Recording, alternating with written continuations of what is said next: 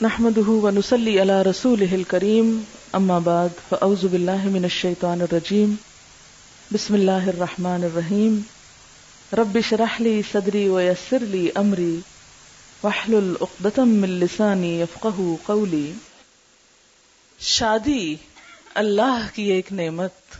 قرآن پاک میں آتا ہے وَمِنْ آيَاتِهِ أَنْ خَلَقَ لَكُم مِّنْ أَنفُسِكُمْ أَزْوَاجًا لِتَسْكُنُوا إِلَيْهَا وَجَعَلَ بَيْنَكُم مَّوَدَّةً وَرَحْمَةً إِنَّ فِي ذَلِكَ لَآيَاتٍ لِقَوْمٍ يَتَفَكَّرُونَ. اس کی قدرت کی نشانیوں میں سے ایک نشانی یہ ہے کہ اس نے تمہارے لیے تمہارے ہی جنس کی عورتیں پیدا کی تاکہ ان کی طرف مائل ہو کر سکون حاصل کرو، اور تم میں محبت اور مہربانی پیدا کی. بلا شبہ اس میں ان لوگوں کے لیے نشانیاں ہیں جو غور و فکر کرتے ہیں. نکاح اسلام کی نظر میں ایک عبادت ہے، نیکی کمانے کا ایک ذریعہ ہے، ایمان مکمل کرنے کا ایک ذریعہ ہے. نبی اکرم صلی اللہ علیہ وسلم نے فرمایا بندہ جب نکاح کر لیتا ہے تو اس کا آدھا دین مکمل ہو جاتا ہے. اب باقی ماندہ آدھے دین کے بارے میں اسے اللہ سے ڈرتے رہنا چاہیے. نبی صلی اللہ علیہ وسلم نے فرمایا دنیا ایک متاع ہے، فائدے کی چیز ہے، پونجی ہے، اور دنیا کی سب سے بہترین متاع نیک بیوی ہے. یعنی دنیا کی سب سے بہترین چیز نیک بیوی. ہمارے ہاں عموماً شادیاں جس طریقے پر ہوتی ہیں اس میں وقت کا بھی ضیاع ہوتا ہے، پیسے کا بھی ضیاع ہوتا ہے، اور ایک بھیڑ جمع ہوتی ہے اور بکھر جاتی ہے. انجوائمنٹ صرف کپڑے اور کھانے تک رہ گئی ہے. گویا اپنی صرف جسمانی ضروریات کو پورا کرنا اور صرف مٹیریلسٹک اپروچ کی حد تک خوشی کا تصور ہونا اب مسلمانوں میں باقی رہ گیا ہے. جبکہ کوئی خوشی اس وقت تک پوری خوشی ہو نہیں سکتی جب تک انسان کی روح بھی خوش نہ ہو، اور کوئی روح اللہ کے ذکر کے بغیر خوش ہو نہیں سکتی. تو اس لیے اس شادی میں اللہ کے ذکر کے ساتھ ساتھ کچھ باتیں بھی نہیں سیکھیں گے انشاءاللہ. یعنی خوشی کا اظہار بھی ہو اور اس کے ساتھ ساتھ اچھی اچھی نصیحتیں بھی ہوں جو دلہن کو اور اس کی بہت سی دوستوں اور سہیلیوں کو بھی کام آئے انشاءاللہ، اور جو بھی شریک ہونے والے ہیں. تو ہم شروع کرتے ہیں آج کے اس پروگرام میں. جو اہم حصہ ہے وہ یہ کہ جو لوگ اس تجربے سے گزر چکے ہیں، گزر رہے ہیں، اور انہوں نے اس زندگی میں ایک بہترین کامیابی حاصل کی ہے، یا جن چیزوں سے ان کی ازدواجی زندگی خوشگوار ہوئی ہے، میں چاہوں گی کہ وہ ہمارے ساتھ اس پروگرام میں شریک ہوں اور اپنے ذاتی تجربات کا ذکر کریں تاکہ دوسرے لوگوں کو فائدہ ہو اور ان کی زندگیاں بھی خوشگوار ہو جائیں. سب سے پہلے ایک بیٹی کے لیے سب سے زیادہ جو چیز دعاؤں کا اور دوسرے گھر میں مقام بنانے کا سبب بنتی ہے وہ خدمت ہے. کوئی لڑکی اپنی اچھی شکل سے، اپنے علم سے، اپنے ہنر سے، اپنی دوسری قابلیت سے سسرال کے ہاں جگہ نہیں بنا سکتی جو خدمت سے بنا سکتی ہے. بہت سی بے ہنر لڑکیاں بھی جب اچھے جذبے کے ساتھ خدمت کا ارادہ کرتی ہیں اور کرتی ہیں اور قربانی کرتی ہیں تو بہت دعائیں بھی پاتی ہیں اور بہت خوشحال زندگی بھی. تو یہ خوشحال زندگی کا ایک راز ہے سیکریفائس اور لینے کی بجائے دینے پہ نظر رکھنا. زاہدہ ریڈیو پر کام کرتی رہی ہیں اور انہوں نے ایک ٹاک دی تھی اس بارے میں جو بہت مفید تھی، تو اس سے آپ بھی فائدہ اٹھائیں.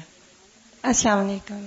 یہ ایک چھوٹی سی ٹاک تھی جو کہ ایک بچی کا خط آیا تھا، اور اس نے لکھا تھا کہ جی ہم لوگ لڑکیاں شادی سے پہلے تو بہت خواب دیکھتی ہیں کہ شادی ہو، یہ ہوگا وہ ہوگا، زیور پہنیں گے، اچھے جوڑے پہنیں گے، میاں ملے گا، یہ ہے وہ ہے. اور لیکن جب بعد میں عملی زندگی میں قدم رکھا تو پھر پتہ چلا کہ یہ خواب اتنا سہانا نہیں تھا. تلخ حقیقتیں جب سامنے آئیں تو پریشان ہو گئیں. تو انہوں نے کہا کہ آپ ہمیں کوئی اچھی سی نصیحت کریں. تو یہ وہ نصیحت ہے جو میرے والدین نے مجھے کی، کچھ اس میں میرے تجربات شامل ہیں، اور اس کے بعد ایک اور بات بھی کروں گی لیکن اس کو ختم کرنے کے بعد. اب پیارے بچوں بار بار میں پڑھوں گی کیونکہ اس میں میں نے پیاری بچیوں کا بہت نام لیا ہے. تو کچھ بچی ہیں، کچھ تھوڑی سی زیادہ بڑی ہو گئی ہیں، شادی ہو گئی ہے، لیکن وہ بھی اپنے آپ کو اس وقت بچہ ہی سمجھے. تو پیاری بچیوں سنو، والدین اپنے بچوں، خاص طور پر بچیوں کی شادی کے لیے بہت فکر مند رہتے ہیں. اس دن کا انتظار کرتے ہیں جب دنیا جہان کی خوشیاں سمیٹ کر اپنی بچی کی جھولی میں ڈال دیں اور بہترین آرزوؤں اور تمناؤں کے ساتھ ایک تابناک اور روشن مستقبل کی طرف خوشی اور جدائی کے ملے جلے جذبات کے ساتھ آنسوؤں کی پرنور بارش میں نئے اور اصل گھر کی طرف روانہ کر دیں، اس گھر کی طرف جسے آپ اپنا گھر کہیں گی، اور جس گھر سے جائیں گی وہ اب آپ کے لیے ماں باپ کا گھر کہلائے گا۔ آپ اس نئے گھر کی عزت کہلائیں گی، آئندہ آپ کی پہچان اس نئے گھر سے ہوگی۔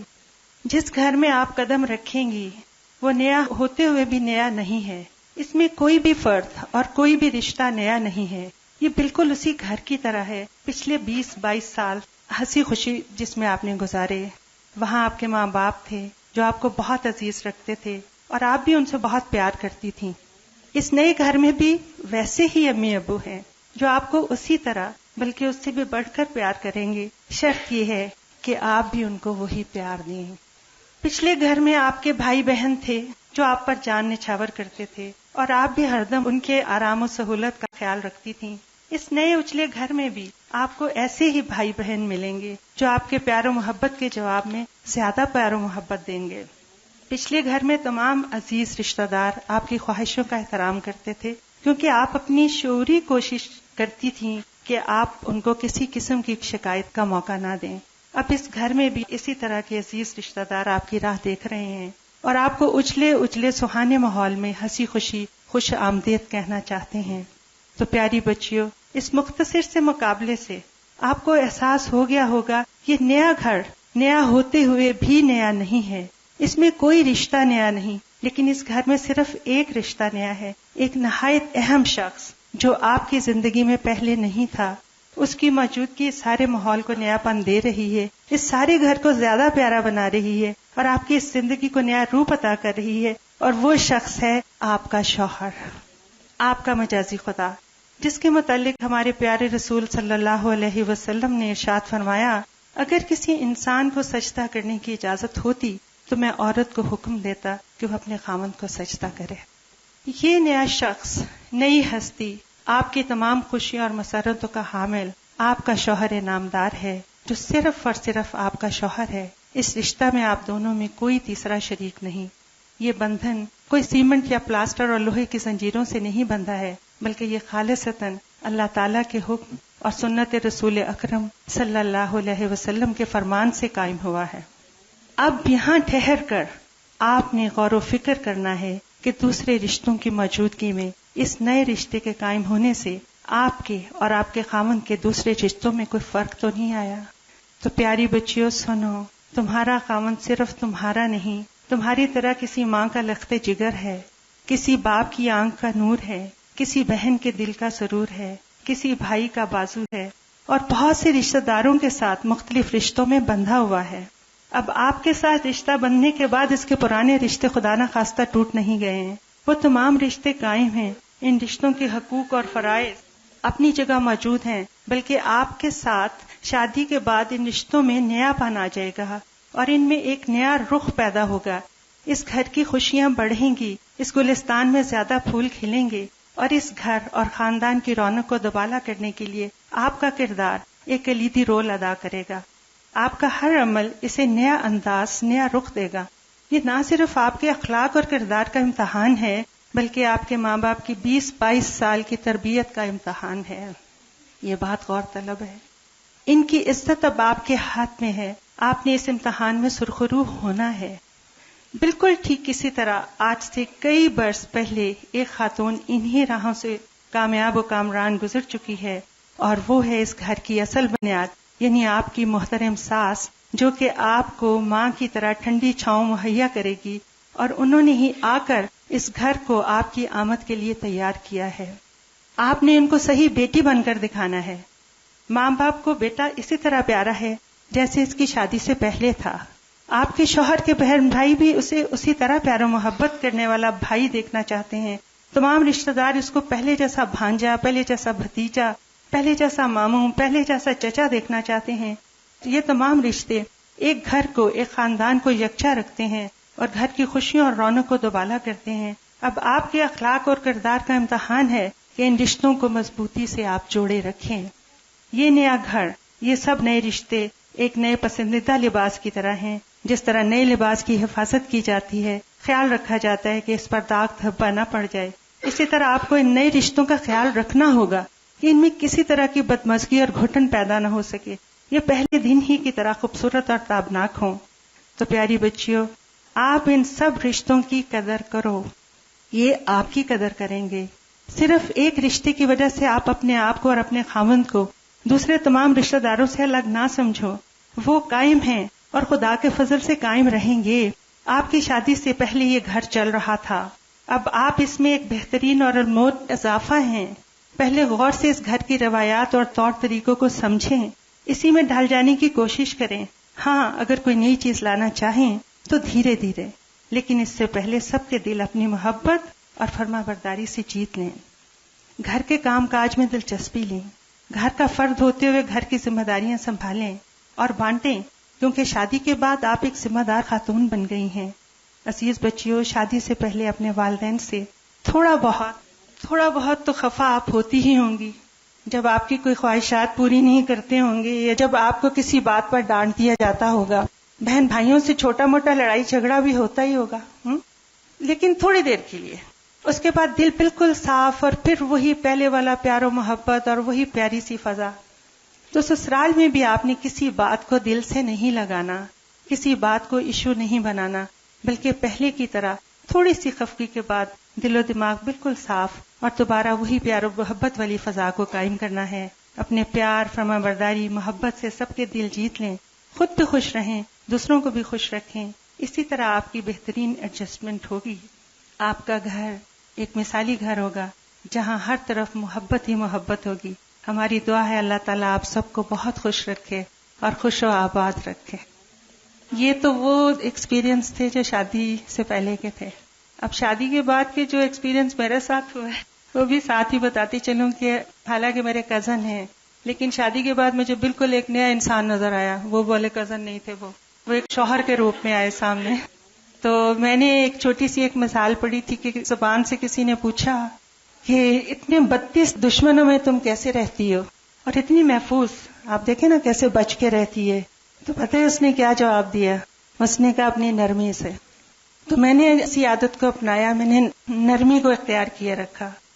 تو بالکل وہی بات کہ جیسے شادی سے پہلے بہن بھائیوں سے ناراضگی ہوتی تھی یا ماں باپ سے تھوڑی سی خفگی ہوتی تھی، ہمارا یہ کہنا نہیں مانتے، یہ نہیں کرتے، اتنی سختیاں ہمارے اوپر، یہ ہے وہ ہے. تو میں نے بالکل وہی رویہ اپنا وہاں پہ رکھا. اور ایک بات جو میں نے اپنے تجربے سے سیکھی وہ یہ کہ آپ اپنے سسرال کی بات اپنے گھر میں جا کے کبھی نہیں کریں، اور خاص طور پہ اپنی امی سے کبھی نہیں کریں. ان کو ہمیشہ خوشیاں دیں کہ آپ بہت خوش ہیں اپنے گھر میں، اور آپ اپنے مسئلے مسائل جو ہیں وہ خود سنبھالیں، ان سے خود نپٹیں اور ان کو بالکل اس میں انوالو نہیں کریں. اور میں ضرور کہوں گی کہ مہربانی سے اگر بیٹی آ کے ان کو سناتی بھی ہے تو وہ کبھی اس کی بات نہیں سنیں، اور اس کو ہمیشہ سمجھائیں کہ بیٹا اس میں تمہاری اپنی غلطی ہے، وہ تو بڑے ہیں، وہ ٹھیک کہہ رہے ہیں آپ سے. اور اپنے بچے کو سمجھانا چاہیے کیونکہ اسی کو آپ سمجھا سکتے ہیں. اور گھر تو ہم نے بسانے ہیں، ہم یہ تہیہ کر کے جاتے ہیں کہ ہم نے یہ گھر بسانے ہیں، اور جب بسانے ہیں تو پھر کیوں نہ اچھے طریقے سے بسیں. پھر لڑائی اور فساد اور چھوٹی چھوٹی بات کو ایشو بنانا، ایشو کبھی نہیں بنائیں، کسی بات کو ایشو نہیں بنائیں، اس بات کو وہیں ختم کر دیں. اور الحمدللہ ماشاءاللہ 32 سال ہو گئے میری شادی کو، اور اللہ کا بہت شکر ہے، بہت شکر ہے کہ سب لوگ جہاں تک میرے علم میں ہے کہ وہ خوش ہی ہیں مجھ سے، کیونکہ میں نے کبھی زیادتی نہیں کی، کبھی حسد نہیں رکھا، کبھی کسی کے لیے دل میں برا خیال نہیں لائی. ہر ایک کے ساتھ میں نے کوشش کی کہ میرا جو بھی رشتہ ہے، میرے میاں کا جو بھی رشتہ ہے وہ قائم رہے. اور میرا خیال ہے کہ اپنے میاں کو خوش کرنے کا سب سے اچھا طریقہ یہی ہوتا ہے کہ اس کے بہن بھائیوں کو بھی آپ خوش رکھیں تاکہ وہ بھی ایک بیلنس پرسنالٹی بن کے سامنے آئے. اگر آپ اس کے گھر والوں کے خلاف بات کریں گے وہ آپ کے گھر والوں کے خلاف کرے گا، یہ تو ٹسل چل جائے گا پھر. تو بس یہی میں آپ سے کہوں گی کہ ہمیشہ عاجزی اور انکساری، محبت اور خیر خواہی اس میں اتنی طاقت ہے کہ وہ اور کسی چیز میں ہو ہی نہیں سکتی. بہت شکریہ مجھے اتنی دیر برداشت کرنے کا. نبی اکرم صلی اللہ علیہ وسلم نے فرمایا، جب تمہارے پاس کوئی ایسا شخص نکاح کا پیغام بھیجے جس کے دین اور اخلاق سے تم راضی ہو تو اس سے نکاح کرا دو. اگر تم ایسا نہ کرو گے تو زمین میں فتنہ اور بڑا فساد رونما ہوگا. السلام علیکم. زائدہ بہن نے اتنی نصیحتیں کر لیں کہ میرا خیال ہے کہ اس کے بعد کوئی ایسی بات رہ نہیں گئی جو میں بتاؤں. میں تھوڑا سا، چونکہ میرا اپنا پرسنل ایکسپیرینس ہے تو میں یہ بتانا چاہوں گی کہ برخلاف زاہدہ بہن کے ایکسپیرینس کے میں ایسی نہیں تھی. میں بہت خود سر اور ضدی اور اپنی بات منوانے والی، لیکن الحمدللہ میرا شوہر بہت ایک اچھا نیک انسان تھا. اگر وہاں انہوں نے نرمی دکھائی تو یہاں مجھے کوئی کریڈٹ نہیں جاتا، اور میں اس کو ریئلائز کرتی ہوں. اور میں نے اس بات کو ریئلائز تب کیا جب میں نے قرآن پڑھا اور سمجھ کر پڑھا، اور مجھے پتا چلا کہ نرمی سے اور پیار سے، اور جتنی غلطیاں میں نے کی اور جو اب مجھے وہ یاد آتی ہیں اور مجھے بہت زیادہ اس پہ شرمندگی ہوتی ہے کہ نرمی اور پیار سے جو بات ہو سکتی ہے وہ ہٹ دھرمی سے اور ضد سے نہیں ہو سکتی. تو سب میری پیاری بچیوں جن کی شادیاں ہونے والی ہیں، تو میں نے جو 20 سال کے بعد سیکھا تو وہ تم لوگ ابھی سے پلے سے باندھ لو کہ نرمی سے اور پیار سے. اور اس میں میرے ایک اپنا، یعنی میں اس کو لالچ ہی کہوں گی کیونکہ میں نے قرآن پڑھنا تھا، 1 سال تک میں نے گھر سے دور رہنا تھا. اب اگر میں وہی پرانی والی شائستہ ہوتی اور ہٹ درمی سے کہ نہیں یہ تو میں نے کرنا ہے، آپ جو ساری عمر یہ کرتے رہے اور میں آپ کے ساتھ رہی تو میں نے بھی آپ کو برداشت کیا، نہیں، میں نے بہت عاجزی سے ساری میری جو ضد اور وہ تھی وہ میں نے ختم کر دی. اور اتنا میں جھک گئی اور اتنا میں جیسے زمین کی جیسے خاک ہو جاتی ہے، میں نے قرآن کی خاطر اپنے آپ کو بنا لیا. اور الحمدللہ اس کی خاطر انہوں نے مجھے اتنی اجازت دی کہ میں نے قرآن پڑھا. پورا راستہ میں جب 3-3.5 گھنٹے کے راستے میں جایا کرتی تھی تو یہی سوچتی تھی کہ میں ان کو کیسے خوش کروں کہ وہ واپس مجھے آنے دے. اور وہ 2 دن میں ان کو یعنی نرمی اور پیار سے، حالانکہ گھر میں بچوں کے ساتھ بہت سے مسائل بھی ہوتے ہیں، میں جاتی تو وہ ایک مسائلستان ایک لسٹ پڑی ہوتی کہ یہ کچھ ہو گیا ہے تمہاری غیر موجودگی میں، لیکن الحمدللہ بیچ میں اللہ تعالیٰ نے اتنا، اور یہ صبر میں نے قرآن سے سیکھا. تو میں یہ کہنا چاہوں گی کہ جن کی بھی بچیاں ہیں وہ پلیز قرآن ان کو ضرور پڑھائیں، چاہے جہاں سے بھی پڑھائیں، لیکن قرآن سمجھ کر اتنا صبر آ جاتا ہے انسان میں، اتنی نرمی آ جاتی ہے، اتنی عاجزی آ جاتی ہے، اور وہ صرف اور صرف اللہ کی خاطر ہوتی ہے. اور خاص طور پہ جن لوگوں کو دین کا کام کرنا ہوتا ہے تو ان کو بہت زیادہ اپنے میں عاجزی اور نرمی پیدا کرنی ہوگی، جبھی شوہر آپ کے ساتھ کوآپریٹ کریں گے. اور میڈم سے بھی میں یہ پوچھوں گی کہ کیوں ایسا ہے کہ نہیں ہے؟ بالکل ایسا ہی ہے کہ اگر آپ نے عاجزی اور نرمی سے کام لیا، ان کی ہر بات مانی، ان کو خوش رکھنے کی کوشش کی، تو انشاءاللہ تعالی آپ دین کا جو بھی کام کریں تو وہ کسی قسم کی رکاوٹ نہیں بنے گی. جیسا کہ میں اپنے میاں کو پاتی ہوں، وہ فل میرے ساتھ کوآپریٹ کرتے ہیں، اور وہ صرف اسی وجہ سے کہ میں ان کی بات مانتی ہوں. تو ضد اور ہٹ درمی اور یہ چیز نہیں کرنا. اس لیے یہ ضد اور ہٹ درمی بار بار ریپیٹ ہو رہا ہے یہ لفظ، کیونکہ میں یہ تھی، اور جب میں نے اس کو چھوڑا اور میں نے جو اس کے انعامات پائے تو وہ بہت زیادہ تھے. تو مرد کو بس ہینڈل کرنے کا یہی ہے کہ اس کے ساتھ بہت پیار محبت سے رہا جائے. میں ایک حدیث سنا دیتی ہوں آپ کو. وہ یہ کہ حضرت انس رضی اللہ تعالیٰ عنہ کہتے ہیں حضرت ابو طلحہ نے حضرت ام سلیم سے نکاح کیا اور مسلمان ہونا ان کے درمیان مہر قرار پایا. حضرت ام سلیم ابو طلحہ سے پہلے مسلمان ہو چکی تھی. ابو طلحہ نے ان کے پاس نکاح کا پیغام بھیجا. ام سلیم نے جواب میں کہا میں مسلمان ہو چکی ہوں، اگر تم بھی اسلام لے آؤ تو میں نکاح کے لیے راضی ہوں. ابو طلحہ نے اسلام قبول کر لیا اور یہی ان کے درمیان مہر تجویز ہوا. السلام علیکم. میں یہی کہوں گی کہ never contradict your husband in public. Privately آپ جو مرضی کرو لیکن in public never contradict him. If he is seeing something you don't like just smile a lot. اور you have to win people over with your اخلاق. اور جب کوئی چیز آپ کو اچھی نہیں لگ رہی ہو تو اوپنلی شروع میں نہیں کہنا، اپنے اندر رکھنا ہے، اپنے آپ کو کنٹرول میں رکھنا ہے. بہت اچھی بات انہوں نے کی، اللہ نے جزائے خیر دے. عموماً ہم ایسی ہی چھوٹی چھوٹی غلطیاں کرتے ہیں اور ہمیں خود بھی پتہ نہیں ہوتا کہ ہم کیا کر رہے ہیں. اب دیکھیں کہ عموماً ڈفرینس آف اوپینین اس لیے نہیں ہوتا کہ ہم ایک دوسرے کو ڈس لائک کر رہے ہوتے ہیں یا ہماری کوئی عداوت ہوتی ہے ایک دوسرے کے ساتھ. وہ چونکہ سیٹ اپ مختلف ہوتا ہے، گھروں کی روٹین مختلف ہوتی ہے، لائف سٹائل مختلف ہوتا ہے، تو قدرتی طور پر جب آپ ایک دھارے سے آئے دوسرا دوسرے سے آئے، جب وہ اکٹھے ہوں گے تو کچھ چیزیں مختلف ہوں گی اور ان میں اختلاف کا پیدا ہونا بالکل نیچرل ہے. اگر آپ اپنے آپ کو دوسرے کی جگہ پر رکھ لیں تو آپ سوچیں اگر میں اس بیک گراؤنڈ سے آتا تو میں بھی ایسا ہی ہوتا، تو اس لیے مجھے دوسرے کو معاف کر دینا چاہیے. اور بہت کام کی بتائی یہ بات انہوں نے کہ کبھی پبلکلی اپنے ہسبینڈ کو کنٹراڈکٹ نہیں کریں، کیونکہ مردوں کی جو انا ہوتی ہے، مردوں کی جو خودداری ہوتی ہے، ان کو جو اللہ نے وَلِلرِّجَالِ عَلَيْهِنَّ دَرَجَةٌ، کہ مردوں کے لیے ان عورتوں پر ایک درجہ ہے، وہ جو اتھارٹی والا ہے اس کو چیلنج نہیں کریں کبھی. اس کو چیلنج کر کے خود آپ نقصان اٹھائیں گے. اس کو وہیں رہنے دیں، اس کو برقرار رکھیں، وہ آپ کے فائدے کا بھی ہے.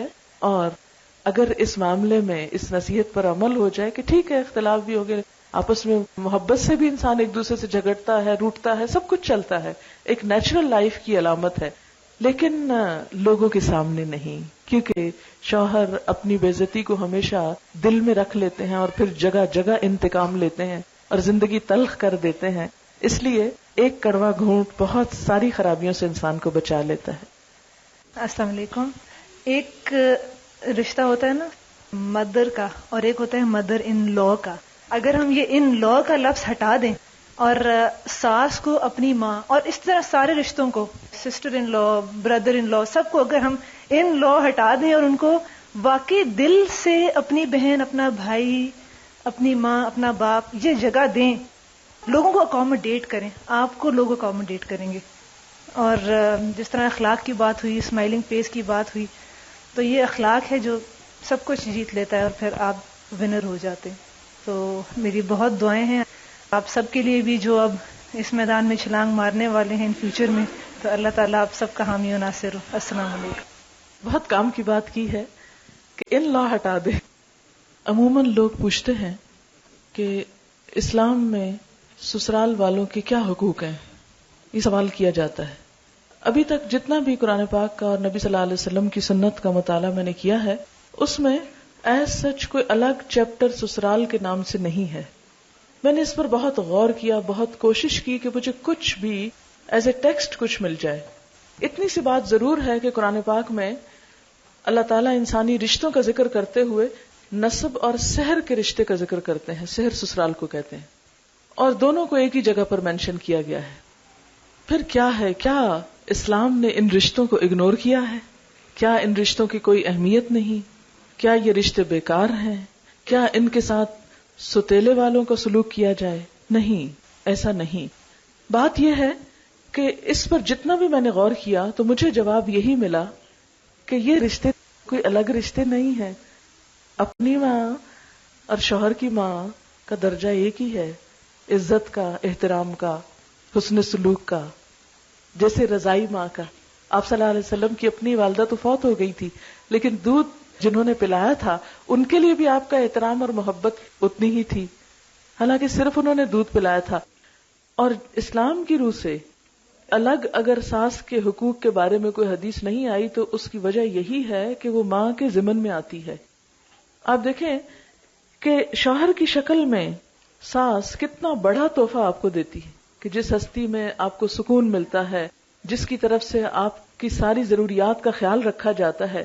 ماں بیچاری کیا کرتی ہے؟ جنم دیتی ہے، پالتی ہے، پوستی ہے، تربیت دیتی ہے، ہوم ورک کراتی ہے، دعائیں مانگتی ہے، ایک کے بعد ایک امتحان پاس کراتی ہے، اور پھر جاب کا موقع آتا ہے اس کے لیے دن رات دعائیں اور خواہشیں اور تمنائیں کرتی ہے. پھر بچے باہر دور چلے جاتے ہیں نوکریوں کے لیے، مائیں ان کی جدائیاں کاٹتی ہیں. کوئی بھی ماں جو ماں ہے اس کے دل میں ماں کا دل دھڑکتا ہے، اس کو پتا ہے کہ ماں کا دل اپنے بچے کے لیے کس قدر تڑپتا ہے، اس کی ملاقات کے لیے، اس کو دیکھنے کے لیے، اس کے شوق میں. اور جب شادی ہو جائے اس کے ساتھ ایک لڑکی کی اور وہ اتنی پوزیسو ہو جائے کہ اب یہ پلا پلایا جوان صرف میرا ہے اور اس میں کسی اور کا حصہ نہیں، اس سے بڑھ کر کیا ظلم ہوگا اور اس سے بڑھ کر کیا زیادتی ہوگی جو زمین پر ہوگی کہ ماں کو اس کے حقوق سے پوری طرح محروم کر دیا جائے اور اس کا مذاق اڑایا جائے یا اس کے ساتھ کوئی ایسا سلوک کیا جائے. نہیں، اگرچہ کوئی بات ناپسند بھی ہو تو بھی اسے ہمیشہ دیکھیں کہ کیا آپ کو اپنی امی کی کوئی بات ایسی نہیں گزری تھی کہ جو پسند نہ آئی ہو. اپنی ماں کے ساتھ بھی تو ایسے ہو ہی جاتا ہے. کیا اپنی بہنوں کے ساتھ کبھی ایسا معاملہ نہیں آیا؟ آپ کو یاد ہوگا بچپن میں بہنیں بہنوں کے بال تک کھینچ لیتی ہیں، لڑتے جھگڑتے، مار کٹائی تک نوبت آ جاتی، اتنی لڑائیاں ہوتی ہیں. تو اگر نند نے کوئی بات کہہ دی تو کیا ہو گیا؟ کیا قیامت آ گئی؟ اگر دیور نے کوئی بات کہہ دی تو کیا قیامت آئی؟ کیا بھائی نے کبھی کچھ نہیں کہا؟ لیکن اصل بات یہ ہے، اصل مشکل یہ ہے کہ ہم ان رشتوں کو ایکسپٹ نہیں کرتے. سب سے بڑی خرابی ہے کہ ہم انہیں ایکسپٹ نہیں کرتے. تو دین پڑھنے کے بعد جو سب سے بڑی تبدیلی آنی چاہیے، یہ جو میں نے اپنے اندر لانے کی کوشش کی، وہ یہ کہ ان رشتوں کو ایکسپٹ کیا ہے اور ان کا احترام. اور ان کی بات بھی اسی طرح برداشت کر لی جائے چاہے بری ہی لگے کوئی، جس طرح اپنے بہت سے عزیزوں کی بات بری لگنے کے باوجود ہم اس کو اگنور کر جاتے ہیں اور برداشت کر جاتے ہیں. فریدہ چشتی آ جائیں. ان کے شوہر اتنے اچھے اچھے کام کر رہے ہیں اور وہ ہو نہیں سکتے جب تک ازدواجی زندگی خوشگوار نہ ہو. جب بھی میں ان کا کوئی نیا اچھا کام دیکھتی ہوں تو میں فریدہ کو کریڈٹ دیتی ہوں دل میں. تو ہم ان سے بھی پوچھنا چاہتے ہیں کہ کیا راز ہے؟ السلام علیکم. راز بس صرف اتنا ہے کہ کبھی میں نے یہ نہیں سوچا کہ شوہر کا یہ کام ہے اور میرا یہ کام ہے. بے شک اللہ تعالیٰ نے جو کچھ بھی بتایا ہے، لیکن چونکہ میرے ہسبینڈ بہت زیادہ دین کا کام کرتے تو میں نے انہیں یہ کبھی نہیں کہا کہ نہیں یہ میرا کام نہیں آپ کا ہے. جتنا ہو سکا ان کا بھی کام میں سنبھالنے کی کوشش کرتی ہوں، صرف اس لیے کہ وہ بھی ایک جنت کا دروازہ اللہ تعالیٰ میرے. تو یہ ایک بات ہے کہ ہر لحاظ سے جس طرح بھی اپنے ساتھی کا سپورٹ کر سکتے ہیں، مدد کر سکتے ہیں ان کو، چاہے وہ آپ کے ذمہ ہو یا نہ ہو. تو یہ میں نے ایک چیز دیکھی ہے کہ زندگی کامیاب ہوتی ہے اور اللہ تعالیٰ کی مدد ہوتی ہے. انہوں نے بہت اچھی بات کی ہے کہ میں نے کبھی یہ نہیں سوچا کہ یہ ان کا کام ہے اور یہ میرا ہے. جب ایک شخص ایک اچھے کام میں لگا ہے تو جتنا بھی اس کو سپورٹ کیا جائے گا وہ ان کے لیے بھی اتنا ہی اجر ہے. آپ کو یاد ہوگا کہ حضرت اسماء بنت یزید حضور صلی اللہ علیہ وسلم کے پاس عورتوں کی نمائندہ بن کر آئی تھیں اور انہوں نے کہا یا رسول اللہ صلی اللہ علیہ وسلم، مرد تو جہاد کرتے ہیں، جمعے میں شریک ہوتے ہیں اور بہت سے اچھے اچھے کام کرتے ہیں، تو ہم خواتین تو صرف گھر میں بیٹھی بچے پیدا کر رہی، بچے پال رہی ہیں اور گھروں کو لک آفٹر کر رہے ہیں، تو ہمارے لیے تو کچھ بھی نہ ہوا.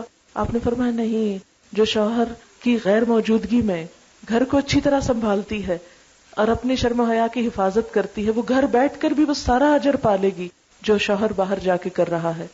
تو یہ ایک حقیقت ہے کہ اگر شوہر ایک اچھے کام میں لگا ہوا ہے اور بیوی کی طرف سے اس کو سپورٹ حاصل ہے اور بیوی اس کی ذمہ داریاں بھی اٹھا رہی ہے تو اس پر اس کے لیے انشاءاللہ بہت بہترین اجر ہے. میں یہی نصیحت کروں گی کہ شادی ہو کے جب جائے اپنے گھر میں تو اپنا گھر ایک جنت بنا لے اپنے میاں کے لیے اور اپنے سسرال والوں کے لیے. میاں جب گھر آئے تو اس کو پوری طریقے سے سکون ملے، نہ کوئی لڑائی جھگڑے کی باتیں ہوئیں، نہ کوئی کمپلین ہوئی کسی قسم کا. اور میرے خیال میں اگر یہ ایسے کرے تو میاں بھی خوش ہوگا کہ میں جب گھر آیا ہوں تو باہر کی زندگی میں جو مجھے پریشانیاں تھیں گھر آ کے میں ٹوٹلی انوائنڈ کر سکتا ہوں اپنی بیوی کے ساتھ. اس میں یہی کچھ کہوں گی. آپ کو معلوم ہے کہ ایک اچھی بیوی کی خوبیاں بتاتے ہوئے نبی صلی اللہ علیہ وسلم نے کیا فرمایا کہ جب شوہر اس کو دیکھے تو وہ اس کو خوش کر دے، اور جب وہ اسے کسی کام کا کہے تو وہ کر ڈالے، جب وہ اس کے بھروسے پہ کوئی قسم کھا لے تو وہ اس کی قسم پوری کر دے، اور عورت شوہر کے معاملے میں کسی دوسرے کی بات نہ مانے. شوہر کے معاملے میں کسی دوسرے کی بات نہ مانے. ہمارے ہاں عموماً یہ چیز مس کر دی جاتی ہے. یہ اللہ کے رسول صلی اللہ علیہ وسلم کا حکم ہے. ہم بہت سی چیزوں میں شوہر کے ساتھ آرگیو کرتے ہیں کسی اور کے کہنے پر، بعض اوقات اپنے ہی پیرنٹس کے کہنے پہ. آپ نے دیکھا ہوگا کہ جتنی سہولتیں کمیونیکیشن کی زیادہ ہو گئی ہیں اس سے میں نے دیکھا خرابیاں بھی بہت ہو گئی ہیں. بعض اوقات شادی تو پیرنٹس کر دیتے ہیں لیکن پیچھے سے ڈکٹیشن نہیں چھوڑتے. یوں کرنا، اچھا اس نے تمہیں یوں کیا ہے تم آگے سے یوں جواب دینا، اس نے تمہیں یہ نہیں دیا تم یوں بتانا. اس طرح کی بہت سی چیزیں اس زندگی کو زہریلا کر دیتی. آپ دیکھیں کہ دنیا ہے ہی ایک آزمائش کی جگہ نا، یہ جنت نہیں ہے. جنت کو اللہ نے وہاں رکھ دیا ہے، خوشی اور سکون کو اللہ نے جنت میں رکھا ہے، دنیا میں نہیں رکھا. دنیا کی زندگی کسی کی بھی آئیڈیل نہیں ہو سکتی. ہم عموماً کیا کرتے ہیں، اپنے سے دوسروں کو کمپیئر کرتے ہیں. دوسروں کی جو چیز اچھی ہوتی ہے اسے دیکھ کے ہم حسرت کرتے رہتے ہیں، جو ہماری اچھی چیز ہوتی ہے اس پہ ناشکر ہو جاتے ہیں. آپ صلی اللہ علیہ وسلم نے معیار کیا دیا ہے کہ دنیا کے معاملے میں اپنے سے کمتر والوں کو دیکھو کہ جن کے پاس کچھ نہیں، اور دین کے معاملے میں اپنے سے اوپر والوں کو دیکھو. تو اگر شوہر کی رائے جب تک دین کے خلاف نہ ہو، اللہ کے حکم کے خلاف نہ ہو، اس وقت تک اس کی اطاعت اللہ کی اطاعت کے بعد سب سے بڑی اطاعت ہے. سورۃ النساء نیک عورت کی خوبی کیا بتائی گئی ہے؟ فالصالحات قانتات. قنوت کون سی اطاعت ہے پتہ ہے آپ کو؟ قنوت ہوتا ہے دوام اطاعت اور عاجزی والی اطاعت. قوموا للہ قانتین، اللہ کے سامنے عاجز بندے بن کے کھڑے ہو. تو بیوی کی جو خوبی قرآن نے بتائی وہ کیا ہے؟ نیک عورتیں فرما بردار. اور یہ نہیں کہ صرف اچھے وقت میں فرما بردار، چاہے اپنی مرضی نہیں بھی، اپنا دل نہیں بھی چاہ رہا، اپنی خواہش نہیں بھی، کسی بھی چیز میں شوہر کی خواہش ہے، مثلا شوہر باہر جانا چاہتا ہے، وہ ہم سے چاہتا ہے کہ ہم بھی ساتھ چلیں، ہم کہ نہیں میرا تو موڈ نہیں، میں تو سو رہی ہوں، آپ جائیں جہاں جاتے ہیں. بعض اوقات وہ کسی چیز کا مطالبہ کرتا ہے، ہم کہتے نہیں ہمارا تو موڈ نہیں.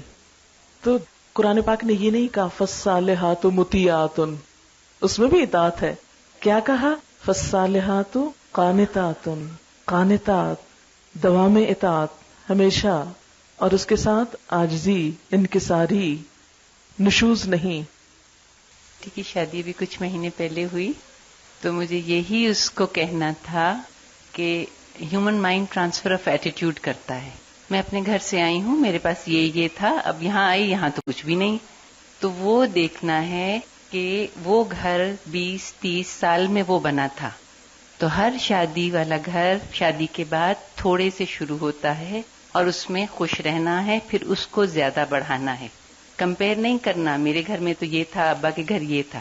تو بس وہ ہم نے بچوں کو زیادہ میں پالا، سمجھے کہ شاید ہم اچھے ماں باپ بن رہے ہیں، تو اب ہمارا ہی ذمہ ہے کہ ان کو کم میں بھی تسلی دے دیں کہ امی ٹھیک کہہ رہی تھیں.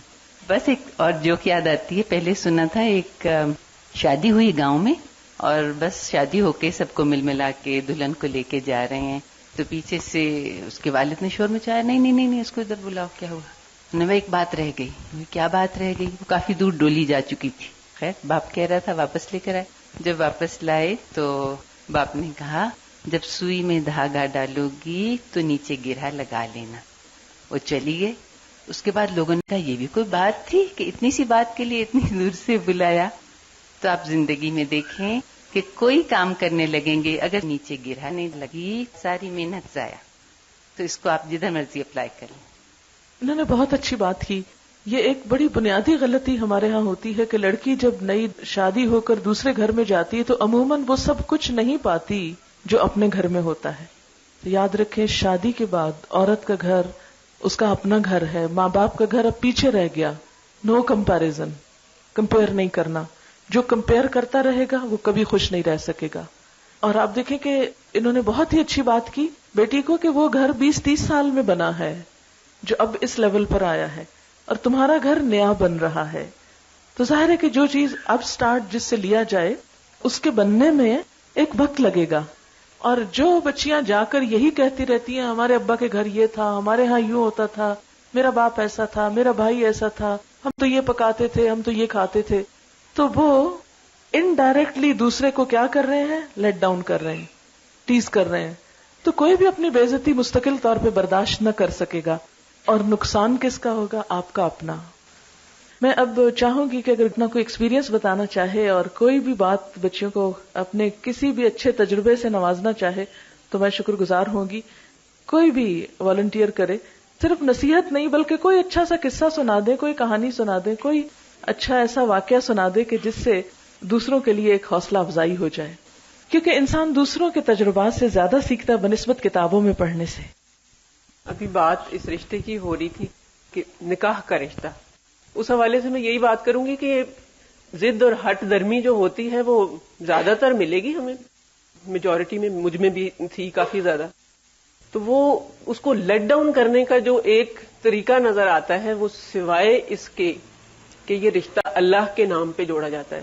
دو غیر اور اجنبی فیملیز، چاہے وہ رشتہ دار بھی ہوں پہلے سے، فیملی کے بھی ہوں، اللہ کے نام، اللہ کے کلمات پڑھ کے دو اجنبی شخصوں کو اکٹھا کر دیا جاتا ہے. اگر صرف اللہ کی ذات کو لے آئے نا، کیونکہ آپ لوگ قرآن پڑھ رہے ہو نا، تو اللہ کی محبت تو دل میں بہت اچھی طرح سے آپ فیل کرتے ہوگے. تو اس رشتے میں جہاں پہ بھی رکاوٹ نظر آئے وہاں پہ اللہ کا نام لے آئیں بیچ میں، ٹھیک ہے نا. تو وہ کہیں پہ بھی جہاں پہ آپ کی انا آگے آ رہی ہے نا وہاں پہ اللہ، کیونکہ اللہ کو پسند ہے. یہ آپ نے قرآن پاک میں پڑھا ہوگا جہاں پہ جادو کا آتا ہے ٹاپک، وہاں پہ صرف اسی رشتے کا نام لیا گیا تھا کہ جا کے میاں اور بیوی میں جدائی ڈال دو. اور اسی پہ میرا خیال ہے وہ سب سے زیادہ خوش ہوا تھا شیطان، if I am not wrong. کچھ حدیث سے ہمیں پتہ چلتا ہے یا روایات سے کہ جب کسی میاں اور بیوی میں جدائی پڑتی ہے تو وہ پھر سب سے زیادہ خوش ہو جاتا ہے. تو اسی لیے کہ یہ رشتہ جو ہے یہ اللہ کے نام پہ جوڑا گیا. تو جب بھی کوئی رکاوٹ فیل ہو، کوئی مشکل پیش آ رہی ہو اس رشتے میں کہیں پہ بھی، تو اپنی ذات کو پیچھے کر کے اللہ کی محبت آگے لے آئیں، کیونکہ اللہ کو بہت پسند ہے یہ رشتہ، بہت زیادہ. بس یہی میرا ایکسپیرینس یہی ہے کہ جب بھی اپنے لیے کوئی مشکل پیش آئے تو یہ فیل کریں کہ یہ رشتہ اللہ کے نام پہ جوڑا گیا اور اس کو کنٹینیو کرنا ہے، اس کو ہر حال میں نبھانا ہے، پھر کوئی مشکل نہیں پیش آئے گی. جزاک اللہ خیرن. بہت ہی اچھی بات یاد کروا دی کہ یہ رشتہ اللہ کے نام پہ جوڑا جاتا ہے. خطبہ نگاہ کو آپ دیکھیں کہ جب یہ رشتہ جڑتا ہے اس وقت خطبہ پڑھا جاتا ہے اور اس خطبے میں جو 3 آیات ہیں ان میں 4 دفعہ تقویٰ کی بات ہے. اللہ سے ڈرو، اللہ سے ڈرو. جب انسان اللہ سے ڈرتا ہے تو ساری ضد ہٹ درمی بندہ بندگی کے لیول پہ آ جاتا ہے نا، تکبر ختم ہو جاتا ہے. جب تکبر ختم ہوتا ہے اور دوسروں کے لیے دل کھلتا ہے، اور خصوصاً شوہر جیسی ہستی کے سامنے جس کو اللہ نے ویسے بھی درجہ دیا ہے، وَلِلرِّجَالِ عَلَيْهِنَّ دَرَجَةٌ، تو جو خواتین اس درجے کو تسلیم کر لیتی ہیں ان کی زندگی خود بخود خوشگوار ہو جاتی، کیونکہ اللہ نے اس کو بڑائی دی، اس کی فطرت میں بھی بڑائی رکھی. تو جب ہم اس سے اس کی بڑائی چھیننے کی کوشش کر کے خود بڑا بننا چاہتے ہیں تو وہیں پر پھر حد سے بڑھتے ہیں، اور حد سے جب بڑھا جاتا ہے تو تعلقات میں خرابی آتی ہے. السلام علیکم. بہت اچھی اچھی نصیحتیں آپ کو ہو چکی ہیں، اور میرا خیال ہے اگر نصیحت کرنے کی بجائے میں آپ کو چھوٹی چھوٹی پریکٹیکل باتیں اپنی لائف کی بتا دوں تو ٹھیک رہے گا. مجھے جس چیز نے بہت زیادہ ہیلپ کیا تھا وہ یہ تھا کہ صحیح بات آپ کو سچ بولوں گی، آپ کو پتہ ہم سب قرآن پاک پڑھ چکے ہیں، جھوٹ نہیں بولوں گی، کہ جب میں انٹر ہوئی اپنے سسرال میں تو ہر رشتے کو اپنے میکے کے رشتے کے لیول پہ رکھا. میں اپنے گھر میں اپنے سے چھوٹا ایک بھائی اور بہن چھوڑ کے آئی تھی، اور میرا ایک چھوٹا دیور تھا جو پڑھ رہا تھا ان دنوں میں میٹرک میں. تو میں اس کو اسی طرح ٹریٹ کرتی تھی جیسے اپنے بھائی کو کرتی تھی، اور اس کو میں پکڑ پکڑ کے بٹھاتی تھی اور پڑھاتی تھی. اور جیسے اس عمر میں لڑکے لاپرواہ ہوتے ہیں، تو وہ اتنی اچھی میری اس کے ساتھ ایک انڈرسٹینڈنگ، لو اور فرینڈشپ ڈیولپ ہو گئی تھی کہ میں اپنے بھائی کو پھر مس نہیں کرتی تھی. حالانکہ چھوٹا بھائی تھا، بہت پیارا تھا، اور میں پڑھاتی بھی تھی، اور نیچرلی ایک آپ کا اس کے لیے ایک سافٹ کارنر ہوتا ہے. تو وہ یہ ہوا کہ مجھے وہ ڈپریشنز نہیں ہوئے جو لڑکیوں کو ہوتے ہیں شادی کے بعد. مجھے واقعی نہیں پتا چلا کہ ڈپریشن کیا ہوتی ہے. حالانکہ میں پشاور کی تھی اور میرا سسرال تب لاہور میں تھا، اور میرا کوئی رشتہ دار لاہور میں نہیں رہتا تھا، اور میں اپنے سسر کو بالکل اپنے باپ، بلکہ شاید باپ سے بھی زیادہ رسپیکٹ دیتی تھی. اور اپنی ماں کے ساتھ انسان کی عادت ہوتی ہے نا، تھوڑا سا لاڈ بھی کر لیتا ہے، لیکن ساس کو بھی میں نے اتنی ریگارڈ دی جیسے ماں کو. اور میں ایک مرتبہ عمرہ کر کے آئی تو میری سسرال والے اور میرے والدین دونوں ایئرپورٹ پہ کھڑے تھے ریسیو کرنے کے لیے، اور تب تک میرے امی وغیرہ لاہور شفٹ ہو چکے تھے. تو وہ میرے لیے ایک فیصلے کا ایک لمحہ تھا، اور اللہ کا شکر ہے اللہ نے مجھے اس وقت یہ گائیڈ کیا کہ نہیں، میرے ان لاس کا حق مجھ پہ زیادہ ہے. میں ان کے ساتھ گئی، ان کی گاڑی میں بیٹھی اور ان کے گھر گئی، اور ان کو خود اس چیز کا ہوا کہ یہ ان کو چھوڑ کے ہمارے ساتھ آئیے. فوراً پھر وہ لوگ مجھے لے کے وہاں گئے. چھوٹی چھوٹی باتیں، ان کی خوشیوں میں شامل ہونا اور دل سے، اس میں کوئی دکھاوا اور ریاکاری نہیں ہے. مجھے اپنے والد سے بہت محبت تھی، ان کو پھول بہت پسند تھے، میں کبھی کبھی پھول ان کے لیے ان کے ڈنرز میں لگاتی تھی. میں اپنے فادر ان لا کے لیے ان کا ہی باغ تھا. آپ دیکھیں ان کی چیز ہوتی ہے، جب ہم جاتے ہیں سب کچھ ان کا ہوتا ہے، بیٹا ان کا، گھر ان کا، پیسہ ان کا. اور میں سمجھتی ہوں ان کا احسان ہوتا ہے کہ وہ ایک نئے آنے والے کو اپنے سیٹ اپ میں خوش اسلوبی سے اور محبت سے سیٹ کرتے ہیں. ہم لوگ کے یہاں ایک ہمیشہ لڑکی کی پوزیشن بڑی پیتھیٹک بنا دی جاتی ہے کہ بیچاری اتنا کچھ چھوڑ کے آئی ہے. کوئی یہ نہیں کہتا کہ دیکھیں ان کے گھر کی ایک روٹین ہوتی ہے، ایک سیٹ اپ ہوتے ہیں، وہ ایک پورا کمرہ خالی کرتے ہیں یوزولی، اور آپ کو اپنا بیٹا دیتے ہیں جو سب سے قیمتی چیز ہوتی ہے، آپ کے ساتھ اپنی دولت شیئر کرتے ہیں، اپنا وقت، اپنا پیار، کچھ نہ کچھ وہ آپ کو بری کی فارم میں کوئی زیور، کوئی کپڑا، جو جس کی حیثیت ہوتی ہے دیتے ہیں. اس کی کوئی اپریسیشن نہیں. ایک ہی ہمارے معاشرے میں راٹ ہوتی ہے بیچاری لڑکی. صحیح بات ہے، یہ چیز جو میں فیل کرتی ہوں بہت غلط ہے. جب میں نے 2 پھول توڑ کے اپنے سسر کے کمرے میں لگائے، یقین کریں وہ اتنے خوش تھے. میں آپ کو بتاؤں کہ محبت جو ہے نا بہت چھوٹی چھوٹی چیزوں سے جیتی جا سکتی ہے. صرف دوسرے کا احساس. اگر ساس بیمار ہے تو کیا میری ماں بیمار ہوگی تو میں ان کا سر نہیں دباؤں گی؟ کیا میں ان کا بخار نہیں چیک کروں گی؟ بس انسان اگر اپنا محاسبہ خود کرتا رہے زندگی بہت آسان ہو جاتی ہے. اور کرے انسان صرف اللہ کے لیے. یہ میں چیزیں نصیحت نہیں کری، چونکہ شیئر کریں، اس سے میں آپ کو بتا رہی ہوں کہ میں نے یہ کیا اور ان چیزوں نے مجھ کو بہت فائدہ دیا. نہ میرے دل میں نیگیٹو فیلنگز آتی تھیں اور نہ مجھے الحمدللہ کوئی ایڈجسٹمنٹ میں پرابلم ہوا. اور ان کے ہر رشتہ مجھے جب اپنا رشتے جیسے لگتا تھا. اپنی ساس کے میکے والے اپنی ماں کے ننیال کی طرح لگتے تھے، اور میں انجوائے کرتی تھی، یقین کریں. میرے ان لاز میں شادی ہے تو میں سب سے ایکٹیولی جا رہی ہوں اور خوش ہو رہی ہوں. اور اب تو خیر وہ جاہلیت کی بات ہے، لیکن ان رسموں میں بھی شامل ہونا، ایکٹیولی پارٹیسپیٹ کرنا، آئی یوز ٹو انجوائے. اور اگر جیسے برتھ ڈے ہے تو پہلے سے پتا ہو، انسان چھوٹا سا اہتمام ہم کر لیتے تھے تو وہ خوش ہو جاتے تھے بڑے کہ دیکھو اس سے یاد رکھا، کوئی چھوٹا سا تحفہ دے دیا. بس خوشیاں بہت آسانی سے مل سکتی ہیں، صرف یہ کہ رائٹ جگہ پہ ہٹ کرنے کی ضرورت ہے. اور جو مرد ہیں، میری بیٹی کی جب شادی تھی تو ایک بہت سینسیبل عورت ہے، میں نے اس کو کہا کہ تم نصیحت کرو میری بیٹی کو. تو اس نے میری بیٹی کو کہا کہ دیکھو جو مرد ہوتا ہے اس کی سائیکالوجی بالکل چائلڈ سائیکالوجی والی ہوتی ہے. مرد کے اندر ایک بچہ ہے، اگر اس کو تم اس طرح ٹریٹ کر لو گی تو تم بہت سکسیسفل رہو گی. اور اس کی بات بہت سینسیبل تھی. اور آپ دیکھیں مرد اندر سے معصوم ہوتے ہیں، اوپر سے جتنا گرجیں برسیں روب داب، اندر سے واقعی دیکھیں بیچارے چھوٹی چھوٹی چیزوں پہ خوش ہو جاتے ہیں. آپ ان کی پسند کا کھانا بنا لیں، اور یہ کہ مرد کے دل کا راستہ واقعی پیٹ سے گزرتا ہے، یہ صحیح بات ہے.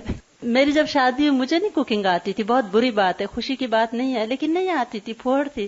تو میرے ہسبینڈ نے ایک ہی بات تھی کہ اپنے گھر ہم جائیں گے تو دیکھو تم میرے لیے فلاور ارینجمنٹ کرو گی اور ایک سوپ بناؤ گی. تو میں تو دنگ ہو گئی کہ سوپ، یہ کس چڑیا کا نام ہے؟ میں نے تو پیا ہے، کبھی پکایا نہیں.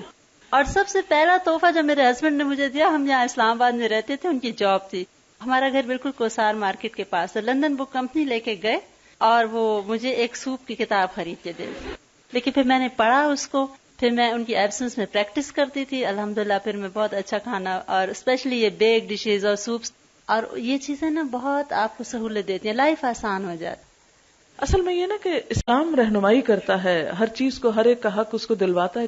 وہ ایک حدیث ہے نا کہ جس میں 3 طرح کے باپ ہوتے ہیں، ایک باپ جس نے جنم دیا، دوسرا سسر اور تیسرا استاد. یہ تینوں کو باپ کا درجہ دیا گیا. اور اسی طرح ماں کے لیے بھی وہی، یعنی ساس ماں ہی کی حیثیت میں ہے. اور آپ دیکھیں کہ ساس اپنی عمر کے اس حصے کو پہنچ چکی ہوتی ہے نا کہ جب وہ یعنی بزرگی کے اس دائرے میں آ چکی ہے اور آپ جوانی کی طرف قدم رکھ رہے ہیں، یہ جوانی کے اس حصے میں ہے، تو آپ کو قربانی زیادہ کرنا ہے اس کی نسبت، کیونکہ وہ جسمانی اعتبار سے بھی کمزور ہے، بیماریاں بھی، عمر کے تقاضے بھی، لہذا آپ کو سیکریفائز زیادہ کرنا ہے. اور آپ یہ بات ہمیشہ یاد رکھے کہ جس چیز میں قربانی زیادہ ہے اس میں اجر بھی زیادہ ہے. جب اللہ سے اجر پانا ہے تو پھر مشکل کہے کی. بہار ہو کہ خزاں لا الہ الا اللہ، اچھے حالات ہوں تب بھی اور برے حالات ہوں تب بھی، بات تو اللہ ہی کی ہے. السلام علیکم. اپنے کورس کے دوران بھی اور ویسے اس کے بعد جب میں شادی کے بعد بھی آتی تھی تو میڈم بیچ بیچ میں کوئی نہ کوئی بات بتاتی تھی، تو ان باتوں نے بہت زیادہ ہیلپ کی. اس کے علاوہ یہ تھا کہ مثال کے طور پر آپ جتنے لوگ قرآن پڑھ چکے ہیں، اب جب آپ میں سے جس کی بھی شادی ہوگی تو یہ صرف کسی عام لڑکی کی شادی نہیں ہوگی، بلکہ یہ ایک قرآن پڑھ کر اور اللہ تعالیٰ کی کتاب سے گزری ہوئی ایک لڑکی کی شادی ہوگی. تو ایک عام لڑکی میں اور ایک قرآن پڑھ کر جس لڑکی کی شادی ہو، اس کے طرز عمل میں اور بیہیویئر میں فرق ہونا چاہیے. کشمیر میری شادی ہوئی تھی، میرے ان لاز وہاں تھے، اور مجھے یہ یاد ہے کہ جب میں شادی کے بعد پہلی دفعہ وہاں سے واپس آئی اپنے ہسبینڈ کے ساتھ اپنے امی ابو کے گھر، تو میرے والد نے مجھے اور ضیاء کو دونوں کو بٹھا کے جو کہا کہ میں تم دونوں سے کوئی بات کرنا چاہتا ہوں. تو جب ہم بیٹھے تو انہوں نے پہلے میرے سے شروع کیا.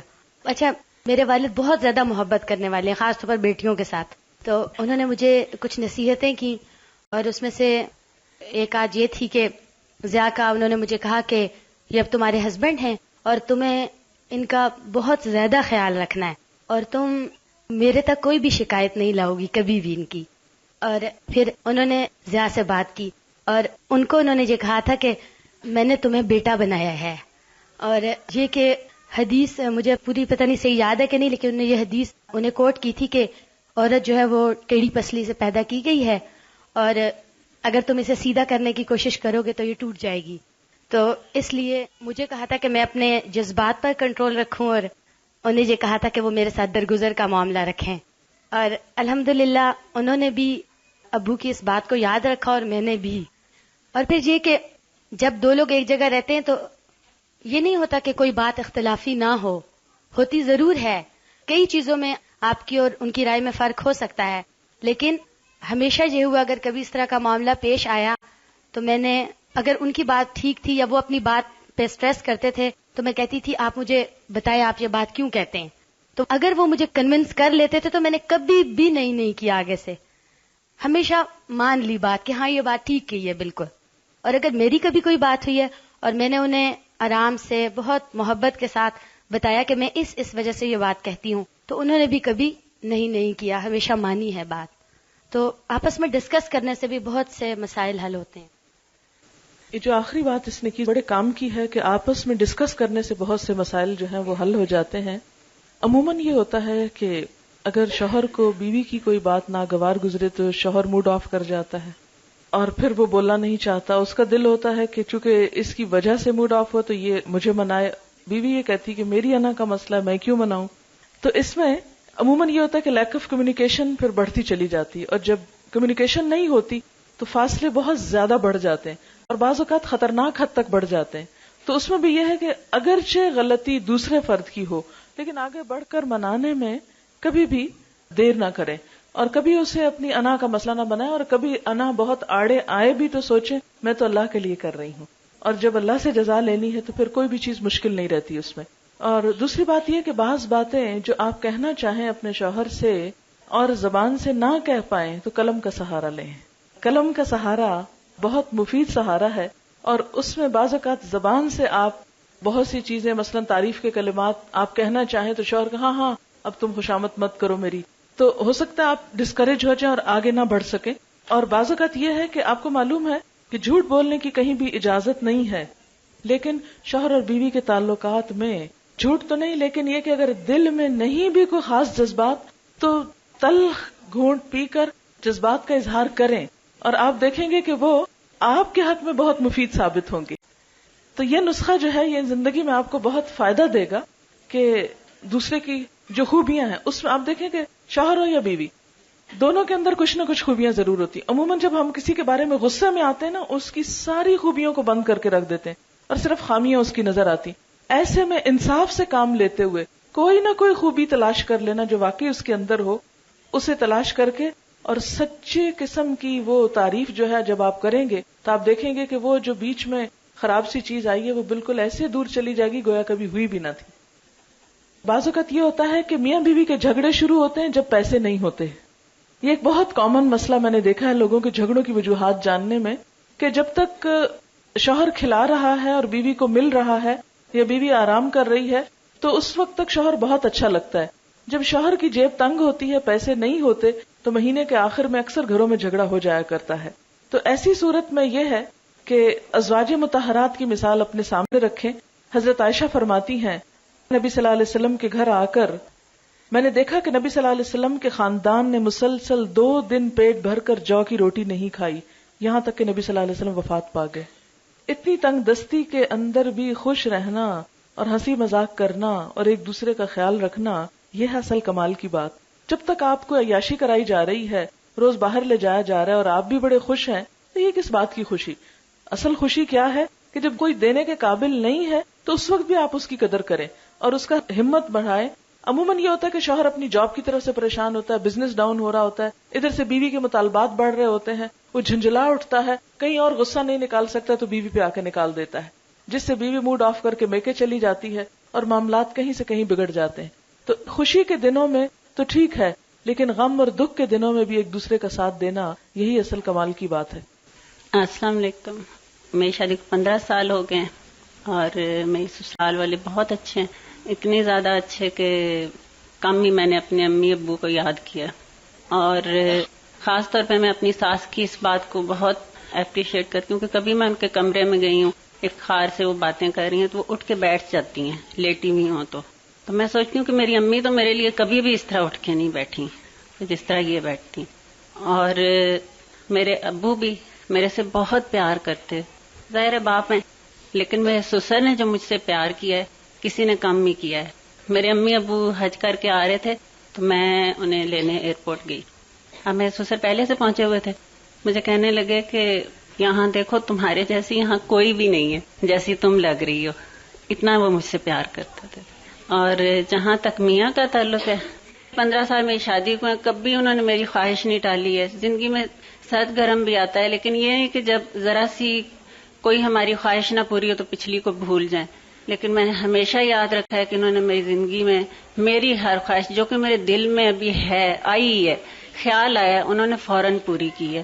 اور اسی لیے رسول صلی اللہ علیہ وسلم نے فرمایا کہ دوزخ میں سب سے زیادہ عورتیں ہوں گی، اس لیے کہ جب میاں لوگ اتنی اپنی جان لڑا کے صبح سے شام تک بیوی کی خاطر اتنی قربانیاں دیتے ہیں، اور چھوٹی سی وہ بات جب ہوتی ہے نا تو عورتیں کہتی ہیں تم نے میرے لیے کیا کیا زندگی میں، یہ کبھی نہیں کہنا ہے. بہت شکریہ. ایک چیز مجھے یاد آ رہی ہے کہ بہت سی نصیحتیں جب ہم آپ کو یہاں کریں گے بھی تو جب عملی صورتحال ہوگی بالکل مختلف ہوگی، تو اس میں حکمت سے کام لینا ہے. ہر شخصیت مختلف ہوتی ہے، ہر ایک کے ساتھ معاملہ ڈفرینٹلی کرنا ہوتا ہے.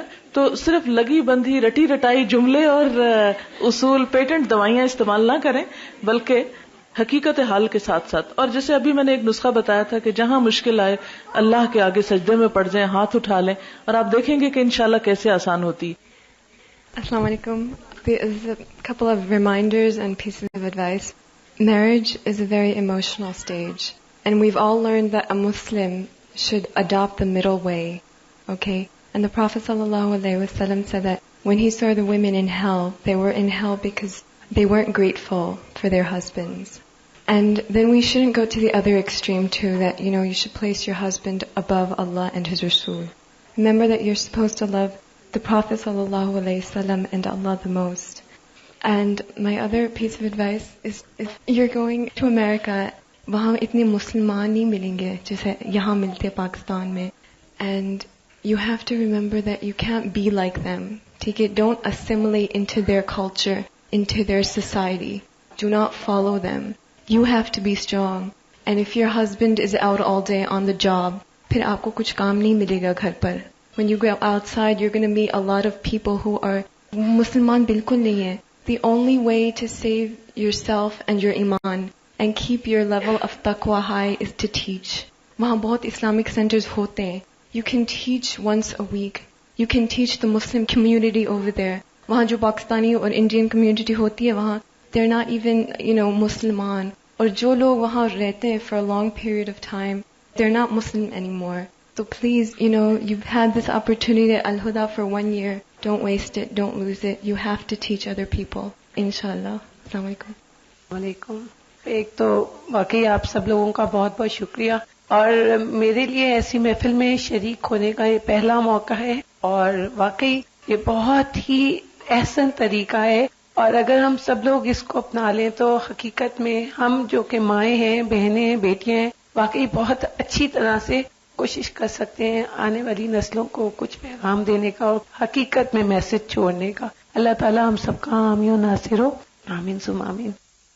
ہم اس پروگرام کو اب اختتام پہ لاتے ہیں. سبحانک اللہم و بحمدک نشہد ان لا الہ الا انت نستغفرک و نتوب الیک. والسلام علیکم و رحمۃ اللہ وبرکاتہ. الحمد لله نحمده ونستعينه ونستغفره. الحمد لله نحمده ونستعينه ونستغفره ونؤمن به ونتوكل عليه ونعوذ بالله من شرور أنفسنا ومن سيئات أعمالنا. من يهده الله فلا مضل له ومن يضلله فلا هادي له. ونشهد أن لا إله إلا الله وحده لا شريك له. ونشهد أن سيدنا وسندنا وحبيبنا ومولانا وشفيعنا محمدا عبده ورسوله. وصلى الله تعالى على خير خلقه محمد وعلى آله وأصحابه أجمعين. أما بعد فإن أحسن الحديث كتاب الله وأحسن الهدي هدي محمد صلى الله عليه وسلم وشر الأمور محدثاتها فإن كل محدثة بدعة وكل بدعة ضلالة وكل ضلالة في النار. أعوذ بالله من الشيطان الرجيم بسم الله الرحمن الرحيم يا أيها الناس اتقوا ربكم الذي خلقكم من نفس واحدة وخلق منها زوجها وبث منهما رجالا كثيرا ونساء واتقوا الله الذي تساءلون به والأرحام إن الله كان عليكم رقيبا يا أيها الذين آمنوا اتقوا الله حق تقاته ولا تموتن إلا وأنتم مسلمون يا أيها الذين آمنوا اتقوا الله وقولوا قولا سديدا يصلح لكم أعمالكم ويغفر لكم ذنوبكم ومن يطع الله ورسوله فقد فاز فوزا عظيما صدق اللہ العظیم. اب آخر میں ہم دعا کرتے ہیں ان سب کے لیے اور پھر اس کے بعد ہم آپ سے اجازت چاہیں. یا رب لک الحمد کما ينبغي لجلال وجهك وعظیم سلطانك. اللهم صل على محمد وعلى آل محمد وبارك على محمد وعلى آل محمد إنك حميد مجيد. ربنا آتنا في الدنيا حسنة وفي الآخرة حسنة وقنا عذاب النار. اللهم أحسن عاقبتنا في الأمور كلها. اللهم أحسن عاقبتنا في الأمور كلها. اللهم أحسن عاقبتنا في الأمور كلها وأجرنا من خزي الدنيا وعذاب الآخرة. وأجرنا من خزي الدنيا وعذاب الآخرة. وأجرنا من خزي الدنيا وعذاب الآخرة. اللهم ألف بين قلوبهما. اللهم ألف بين قلوبهما. اللهم ألف بين قلوبهما وأصلح ذات بينهما. وأصلح ذات بينهما. وأصلح ذات بينهما. اللهم اجعلهما قرة عين لوالديهما. اللهم اجعلهما قرة عين لوالديهما. اللهم اجعلهما قرة عين لوالديهما. اللهم هب لهما أولادا صالحا. اللهم هب لهما أولادا صالحا. اللهم هب لهما أولادا صالحا ورزقا طيبا حلالا. ورزقا طيبا حلالا. ربنا تقبل منا إنك أنت السميع العليم وتب علينا إنك أنت التواب الرحيم. وصلى الله تعالى على خير خلقه محمد وآله وأصحابه برحمتك يا أرحم الراحمين.